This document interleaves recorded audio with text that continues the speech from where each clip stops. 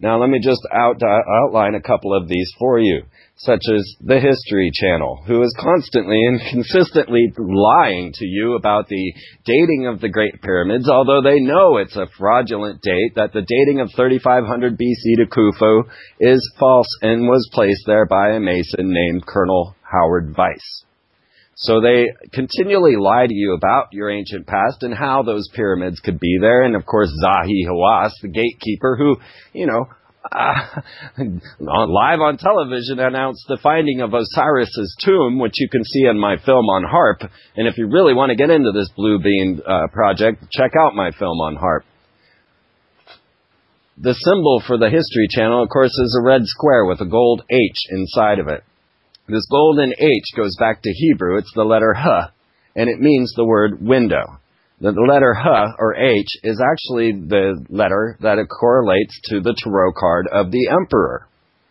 The red square being a symbol of man, and red being a symbol of Mars, makes this the emperor of Martians. Now, maybe that seems outlandish and reaching, and possibly, but when we start to look deeper, we find more and more correlations. Now, as I said, H means window. So if we take Windows XP, and you wonder why they called it that, well, the X and the P go to Chi and Rho, and this is Cairo, which is actually El Kalhir, which means Mars. Yes, Cairo was originally named after the planet Mars. Now we have NASA moving forward, pushing a trip to Phobos. But of course, they're going to be in competition with the Phobos Grunt mission of Russia-China alliance. This will become more and more apparent in the coming year.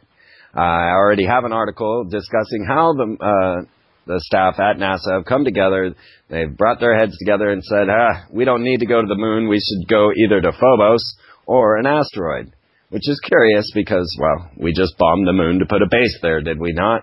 But if you really want to get the true idea of why we bombed the moon, I would go back and listen to Radio Freeman from the bombing of the moon. There are many things going on around us that we do not witness and we do not see. I see them because, or I see some of it because I travel around as much as I do, and I'm out there in reality, experiencing reality. I'm not hidden away in my little isolation chamber we call a home. And this takes me on many, many adventures where I see things that most people don't understand. So as we start to get to our deeper understanding, we realize that there's actually sigils or line drawings or diagrams that are used to be signatures of these entities. And we start to find that there have been many, many practitioners of magic that have used these to contact these otherworldly beings.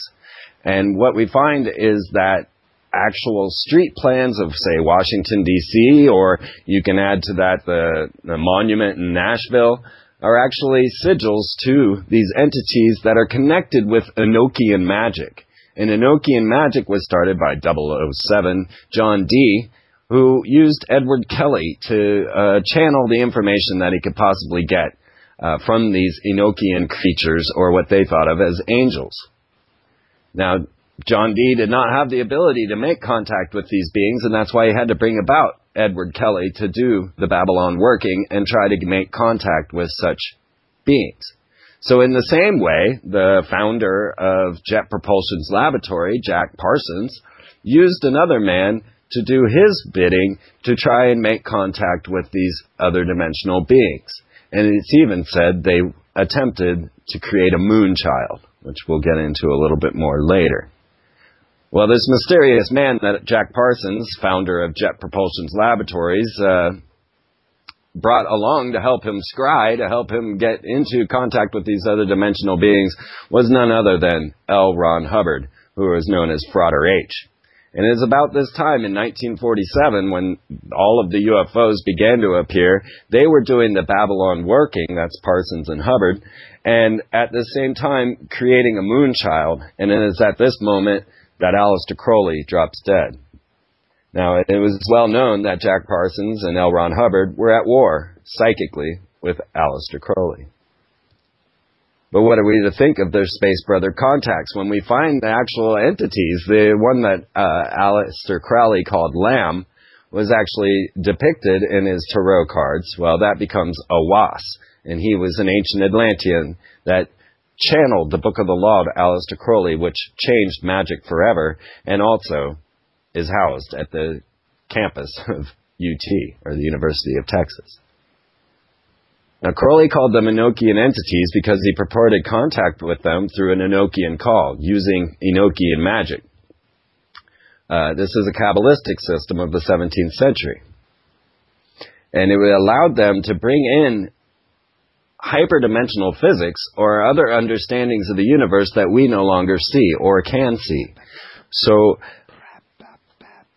when we start to get to the spectrum of how this all came together, we realize that what we have are ancient Nazis channeling extra-dimensional beings, getting high technology, and then using it against us. And we'll get into Project Bluebeam coming up. Atlantis? Good evening, sir. Atlantis is here standing by. How are things in Washington? First, I'll stop spending $9 billion a month in Iraq. I'm the only major candidate who opposed this war from the beginning. And as president, I will end it. Second, I will cut tens of billions of dollars in wasteful spending. I will cut investments in unproven missile defense systems. I will not weaponize space. I will slow our development of future combat systems. And I will institute an independent Defense Priorities Board to ensure that the quadrennial defense review is not used to justify unnecessary spending. Third, I will set a goal of a world without nuclear weapons. To seek that goal, I will not develop new nuclear weapons. I will seek a global ban on the production of fissile material, and I will negotiate with Russia to take our ICBMs off hair trigger alert and to achieve deep cuts in our nuclear arsenals. You know where I stand. I've fought for open, ethical, and accountable government my entire public life. I don't switch positions or make promises that can't be kept. I don't posture on defense policy, and I don't take money from federal lobbyists for powerful defense contractors. As president, my sole priority for defense spending will be protecting the American people. Thanks so much. Contrary to the rumors that you've heard, I was not born in a manger. I was actually born on Krypton and sent here by my father, Jor-El, to save the planet Earth.